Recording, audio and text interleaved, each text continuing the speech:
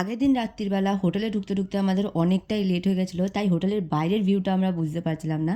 আজকে সকাল সকাল উঠে দেখো বাইরের ভিউটা কতটা সুন্দর। ঠান্ডা তো এখানে এসে বুঝতে পারছি যে কতটা পরিমাণে ঠান্ডা, আর বাইরে হয়তোটা সেভাবে বুঝতে পারলে না, বাট পাহাড়ে বরফ পড়েছিল তখনও। আজকে সকাল সকাল উঠে রেডি হয়ে নিচ্ছি, আজকে আমরা যাব সাইট সিন করতে, কারণ আমরা পরের দিন যেতে চলেছি নাথুলা পাস। তার জন্য অনেকটাই ট্রাভেল করতে হবে, তাই আজকের দিনটা আমরা একদম হালকা পাতলাই রেখেছি। আজকে সাইট সিন করবো, টুকিটাকি কেনাকাটিও করে নেবো, কারণ এরপর আর কেনাকাটির আমরা টাইম পাবো না। সকাল বেরোনোর কথা ছিল, কিন্তু আমার ঘুম থেকে উঠতে অনেকটাই লেট হয়ে গেছে, আর রেডি হতেও অনেকটা লেট হয়ে গেছে, তাই তাড়াতাড়ি করে এখন আমরা সবার ফার্স্টে রেডি হয়ে নিচ্ছি। আমার রেডি হওয়া মানে জাস্ট স্কিন কেয়ার করেছি, আমি কোনো রকমের ফাউন্ডেশন বা কনসিলার ইউজ করিনি, কারণ যেহেতু সারাদিন আমাদেরকে বাইরে থাকতে হবে, তাই আমার মেকআপে হয়তো অতটা কিছু বোঝা যাবে না, জাস্ট লিপস্টিকটা পরলে হয়তো একটু বোঝা যাবে। তো ফাইনালি এখানে আমি রেডি হয়ে গেছি। এখন আমরা সবার ফার্স্টে যাব নিচে ব্রেকফাস্ট করতে, দেন আমরা বেরোবো। আমাদের গাড়ি রেডি আছে, তো এসে এখানে আমাদের সবার ব্রেকফাস্ট কমপ্লিট। এখন আমরা ফাইনালি বেরিয়ে যাচ্ছি আমাদের হোটেল থেকে সাইট সিনের জন্য। সবার ফার্স্টেই যাব হিড়িম্বা দেবীর টেম্পল। এখানে যে অনেক কিছুই ছিল সাইট সিনের, এখানে অনেক দোকানও ছিল কেনাকাটির, বাট আমরা ওখান থেকে কেনাকাটি করিনি, আমরা ম্যাল রোড থেকে কেনাকাটি করব। বাট এখানে গিয়ে আমার সব থেকে যেটা বেশি ইচ্ছা ছিল সেটা হচ্ছে এখানকার ট্রেডিশনাল নেপালি ড্রেস পরা, যেটা আমি পরেছি। কিন্তু তার আগে চলো সবার ফার্স্টে হিড়িম্বা দেবীর টেম্পল, যেটা ভেতরে মন্দিরটা আছে, সেটা দর্শন করে আসি।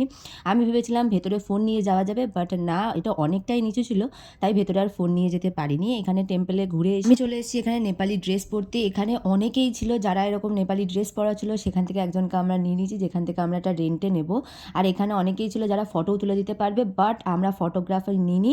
আমরা জাস্ট এখানে একটা টিকিট কেটে ঢুকে গেছিলাম। ভেতরে একটা পার্ক মতো ছিল, যেখানে আমি আমার ফোন থেকে ফটো ক্লিক করে নিয়েছিলাম, যেই ফটোগুলো হয়তো তোমরা ইনস্টাগ্রামে এতদিনে দেখেও নিয়েছো। এই হলো আমার ফাইনাল লুক। রেডি হয়ে টিকিট কেটে আমরা চলে এসেছি এই পার্কটাতে ফটো তুলতে। এখানে ফটোগ্রাফি কমপ্লিট করে আমরা চলে যাব সবার ফার্স্টে মোমো খেতে। কিন্তু আমি কেন জানি না, মানালি বলো সিমলা বলো, কোথাকারই মোমো আমার ভালো লাগেনি, হয়তো আমি অন্য দোকান থেকে ট্রাই করেছি ওর জন্য।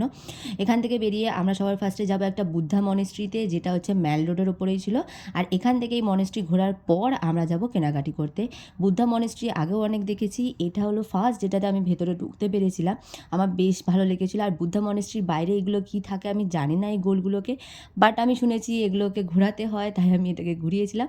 দেন ওখান থেকে বেরিয়ে ম্যাল রোডে চলে এসেছি। আসতে না আসতে এই প্যান্টটা আমার খুব পছন্দ হয়, তাই ওটা আমি আমার জন্য কিনে নিই। আর তারপর চলে গেছিলাম সবার ফার্স্টে ভাইদের জন্য কেনাকাটি করতে। কিছুক্ষণ ম্যালও আমরা ঘুরে নিয়েছিলাম। এই দুটো সোয়েটার ভাইয়ের জন্য খুব পছন্দ হয়েছিল, আমি এটা নিয়েছিলাম। আমার জন্যও দুটো সোয়েটার নিয়েছিলাম, সেটা আর ভিডিও করা হয়নি। তারপর আমরা চলে গেছিলাম দুপুরের খাবার খেতে, কারণ ঘোরাঘুরি করতে করতে প্রায় 3টা বেজে গেছিলো। আজকে দুপুরের লাঞ্চে আমরা খেয়ে নিয়েছিলাম ধোসা। খাওয়া দাওয়া কমপ্লিট করে এখান থেকে বেরিয়ে আমি এখানে খেয়ে নিয়েছিলাম সফটি।